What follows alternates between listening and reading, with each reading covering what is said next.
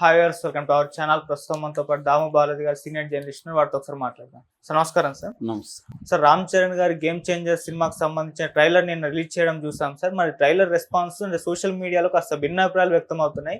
మరి మీకు ఎలా అనిపించింది ఈ ట్రైలర్? ఈ సినిమా బజ్ ఇంకా పెంచే విధంగా ఉందా లేదా?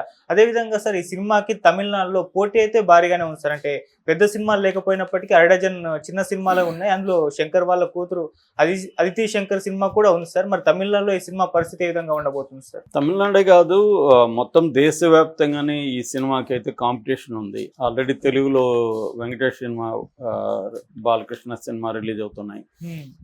తమిళనాడులో కూడా విడాముయర్చి సినిమా రిలీజ్ అవ్వాల్సింది యాక్చువల్గా, అజిత్ది. కానీ దీనికోసం అది పోస్ట్ పోన్ చేసుకున్నారు. కానీ దాదాపు 10 సినిమాలు తమిళ్లో దీనికి పోటీగా రిలీజ్ అవుతున్నాయి.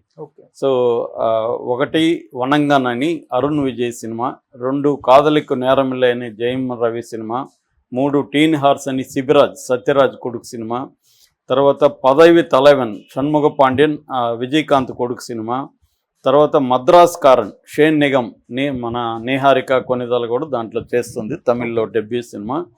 2K లవ్ స్టోరీ అని ఒక సినిమా, అదితి శంకర్ అంటే మన డైరెక్టర్ శంకర్ ఉన్నాడు కదా, వాళ్ళ కూతురు హీరోయిన్గా యాక్ట్ చేసే సినిమా నేసప్పాయ అనే సినిమా. దీంట్లో మురళిని ఇంతకుముందు హీరో ఉండేవాడు, వాళ్ళ కొడుకు హీరోగా చేస్తున్నాడు అనమాట, ఆకాష్ మురళి అబ్బాయి పేరు. ఇలాగా అంటే సొంత కూతురు సినిమాను కూడా అతను ఆపలేకపోయాడు శంకరు అనేది వచ్చింది. సో అందువల్ల ఈ సినిమాల కాంపిటీషన్ అనేది తమిళ్లో పెద్ద ఎత్తున ఉండబోతుంది. దీనివల్ల దిల్ రాజుకి తలనొప్పులు అక్కడ స్టార్ట్ అయినాయి. అట్లాగే హిందీ బెల్ట్లో కూడా మనకు ఆల్రెడీ పుష్ప కూడా స్ట్రాంగ్గానే ఉంది, ఇంకా మరీ వీక్గా ఏమీ లేదు, కాకపోతే కొద్దిగా డ్రాప్ అయింది. నిన్న కూడా 5 కోట్లు కలెక్ట్ చేసింది. సో ఆల్రెడీ 1800 కోట్ల మార్కుకి వెళ్ళిపోయి బాహుబలి 2ను కూడా దాటేసింది. ఇంకొకటి దానికి కాంపిటీషన్ ఉండేది దంగల్ ఒకటే ఉంది. సో ఇప్పటికి కూడా అది అట్లాగే ఉంది. మార్క్ ఒకటి బాగా కాంపిటీషన్ ఇస్తుంది, మ్యాక్స్ ఒకటి ఇస్తుంది, బేబీ జాన్ ఉంది. ఇలాగా తర్వాత ముపాసా కూడా బ్రహ్మాండంగా కలెక్ట్ చేస్తుంది. సో ఇలాగా అన్ని వైపులా కూడా ఈ సినిమాకి కాంపిటీషన్ అయితే గట్టిగానే ఉంది. అయితే ఈ కాంటెక్స్ట్లో ట్రైలర్ రిలీజ్ అయింది. ట్రైలర్ మీద చాలా అంచనాలు పెట్టుకున్నారు. ఎందుకంటే ఈ సినిమా మీద ముందు నుంచి కూడా అంత బజ్జి లేదు. ఎందుకంటే దానికి ప్రధాన కారణం శంకర్కి గత కొంతకాలంగా హిట్ లేదు. ఆయన ఇంతకుముందు తీసిన రోబో 2 కానీ, తర్వాత ఇండియన్ 2 కానీ, ఇవన్నీ దారుణమైన ఫ్లాపులు. రెండోది ఫ్లాప్ అయినా హిట్ అయినా కనీసం ఆయన బ్రహ్మాండంగా తీసాడు, అయినా ఫ్లాప్ అయిందని చెప్పడానికి కూడా ఏం లేదు. ఓల్డ్ స్టైల్లోనే ఉన్నాడు శంకర్. చాలా మారిపోయింది ఇవాళ. మారిపోయిన ఇది పక్కన పెట్టేసి ఆయన ఓల్డ్ స్టైల్లోనే వెళ్తున్నాడు అన్న విమర్శలు అయితే శంకర్ మీద ఉన్నాయి. సో ఇదేమో బిగ్ బడ్జెట్ సినిమా, దాదాపు 500 కోట్లు అంటున్నారు, 3 ఏళ్ళు తీశారు.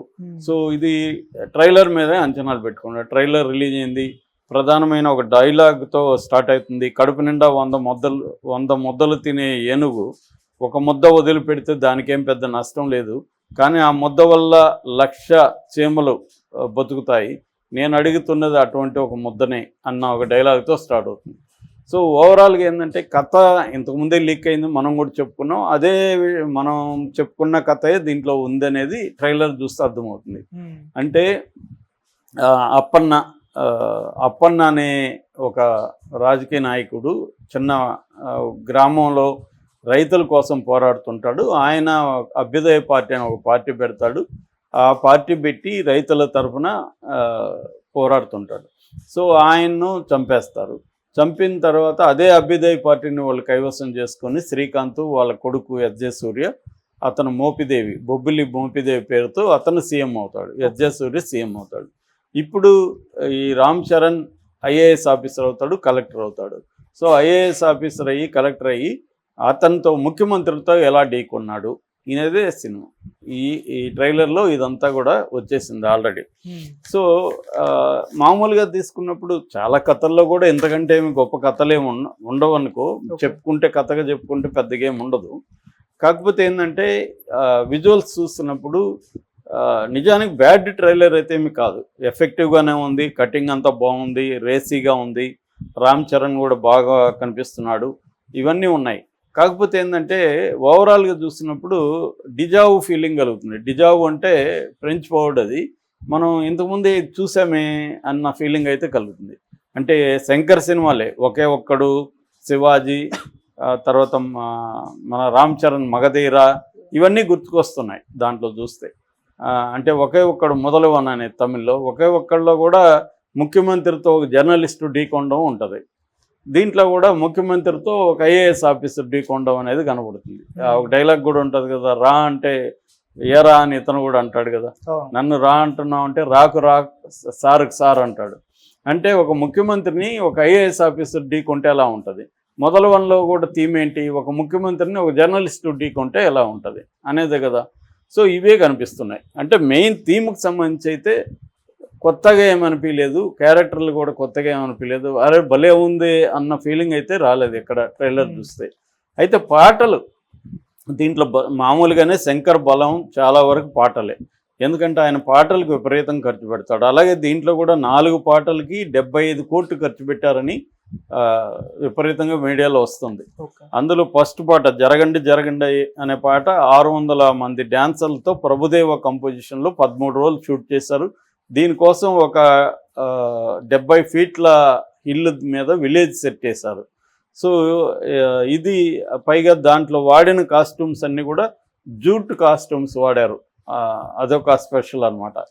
అలాగా దానికి బడ్జెట్ విపరీతంగా అయింది. రెండోది రామచ్చి అది గణేష్ ఆచార్య కొరియోగ్రఫీ, దానికి కూడా 1000 మంది డాన్సర్లు, అది కూడా భారీగానే తీశారు. మూడవది నానా హైరానా, ఇది ఏంటంటే వెస్ట్రన్ అండ్ కర్ణాటిక్ కాంబినేషన్, న్యూజిలాండ్లో తీశారనమాట.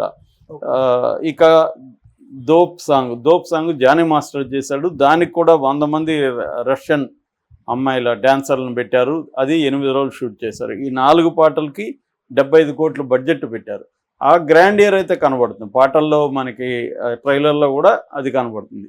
అంటే ఎంటర్టైనింగ్ ఇది ఉంది. కామెడీ కూడా సునీల్ది ఏదో వాడారు, కానీ అది పెద్దగా, నేను స్ట్రైట్ ఫార్వర్డ్ కానీ సైడ్కి నడుస్తాను ఏదో చెప్పాడు, బ్రహ్మానందం, అదేమంత పేలినట్టుగా ఏం కనబడలేదు. మామూలుగా శంకర్ దాంట్లో కామెడీ కూడా బాగానే ఉంటుంది మొదలవన్నీ ఇలాంటి వాటిల్లో. ఇక్కడ ట్రైలర్లో చూస్తే అదేం లేదు. రామ్ చరణ్ అయితే బాగానే ఉంది, గెటప్ కానీ ఐఆమ్ అన్ప్రెడిక్టబుల్ అంటున్నాడు.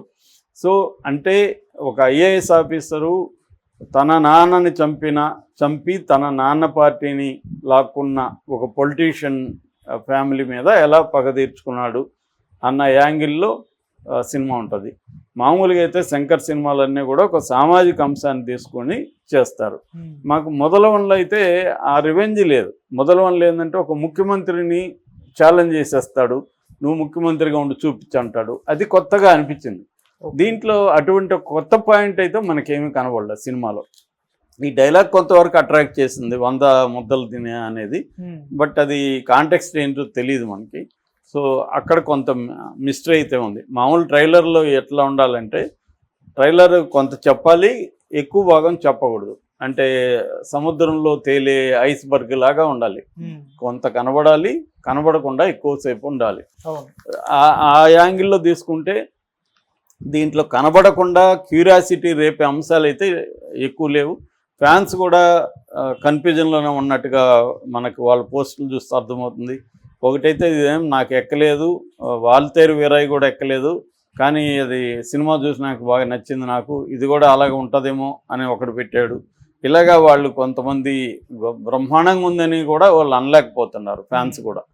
సో ఒక రకమైన మిక్స్డ్ ఫీలింగ్ అయితే కనబడుతుంది, పాత ఇదని కనబడుతుంది. ఈవెన్ రాజమౌళి కూడా రిలీజ్ చేసేటప్పుడు మొదలవన్ సీన్ గుర్తొచ్చిందని చెప్పాడు, ఒకే ఒక్కటి సీన్ గుర్తొచ్చిందని చెప్పాడు. అదైతే అందరికి గుర్తొస్తుంది, వాళ్ళిద్దరి మధ్య కాన్ఫరెంటేషన్. ఆ సీన్ పెట్టకుండా ఉండాలి, వేరే రకమైన కాన్ఫరెంటేషన్ ఏమైనా పెట్టి ఉండాలి, కానీ అది నడిచిన పద్ధతి ఇంకా అట్లాగే ఉంటుంది. సో శంకర్ ప్రూవ్ చేసుకోవాల్సిన అవసరం ఉంది. కొంత ఛాలెంజింగ్ ఇది, ఎందుకంటే 3 ఏళ్ళు కష్టపడి తీశారు, బడ్జెట్ ఎక్కువ పెట్టాడు దిల్ రాజు. దీనికి పుష్ప వల్ల కూడా రావాల్సినంత పబ్లిసిటీ రాలేదు. పుష్ప ఏమో నెంబర్ 1, ఆల్ ఇండియా నెంబర్ 1లకి హిస్టరీ క్రియేట్ చేస్తుంది. ఇది మరి హిస్టరీ చేయకపోయినా కనీసం డబ్బులన్నా వెనక్కి రావాలి కదా.